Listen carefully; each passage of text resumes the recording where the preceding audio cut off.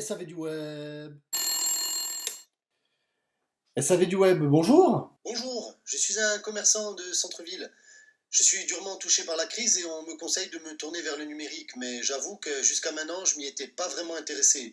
Vous pensez que c'est la bonne solution? Naturellement, monsieur, je ne peux vous répondre que oui, ça peut être la bonne solution, mais il faut d'abord savoir si ça peut être la bonne solution pour vous. Donc pour ça, il faut en discuter quand même 2 minutes. SAV du web, bonjour. Bonjour, voilà, j'avais fait mon site internet il y a 3 ans, c'était un simple site internet, et je voudrais le transformer pour faire du click and collect. Vous pourriez m'expliquer comment faire?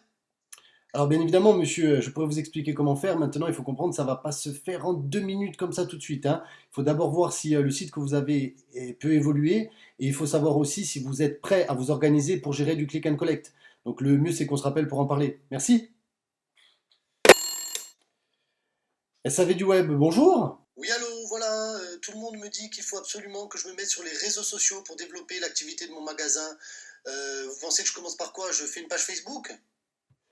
Alors non, monsieur, on va pas commencer par faire une page Facebook. On va tout d'abord essayer de comprendre quel public vous voulez toucher, quel est le service que vous rendez ou que vous vendez, et on va du coup essayer de voir si les réseaux sociaux sont adaptés et quel réseau social est adapté à vous.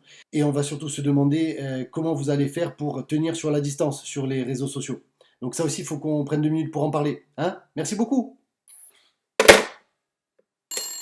SAV du web, bonjour. Oui, allô, voilà, dans ma boîte, on est passé en process agile, on fait du data mining. J'ai recruté un data scientist et on a un CRM assez poussé. De la même manière, en ce moment, nous développons nos propres chatbots pour répondre aux clients sur le web. Vous pensez que j'en suis où, la transformation numérique? Waouh, tu es chaud, toi. C'est bon, t'inquiète. Continue. Trace, trace, trace. SAV du web, bonjour. Intéressé par le web, tu seras, mais vigilant, tu resteras. Maryse, j'étais avec un mec qui sait pas du tout imiter Maître Yoda. Bon, si vous vous êtes déjà posé ce genre de questions, c'est que vous aussi, vous êtes en train de réfléchir à votre transformation numérique. La transformation numérique ne consiste pas uniquement à se doter d'outils. Il ne suffit pas de faire un site web, il ne suffit pas de se créer un compte sur les réseaux sociaux pour réaliser sa transformation numérique. La transformation numérique, c'est un processus par lequel vous allez remettre en question votre activité pour la développer grâce aux outils numériques. Même si la situation actuelle, effectivement, ne nous laisse que peu de temps et que vous êtes beaucoup à devoir réagir très vite, pour autant, il va falloir essayer de ne pas faire les erreurs habituelles quand on va trop vite.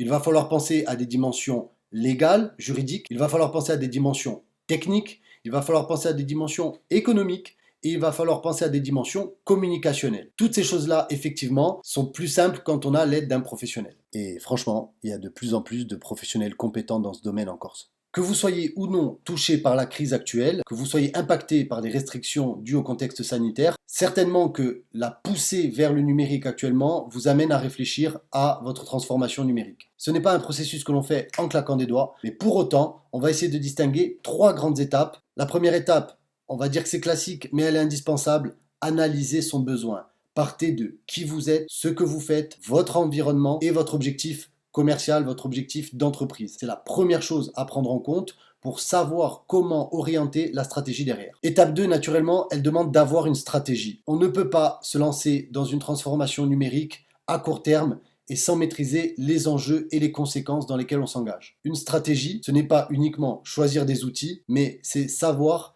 quelle est la démarche que l'on engage à moyen long terme avec cette transformation. Enfin, naturellement, il faudra choisir et piloter les outils. Certains d'entre vous n'auront peut-être pas du tout besoin de site web.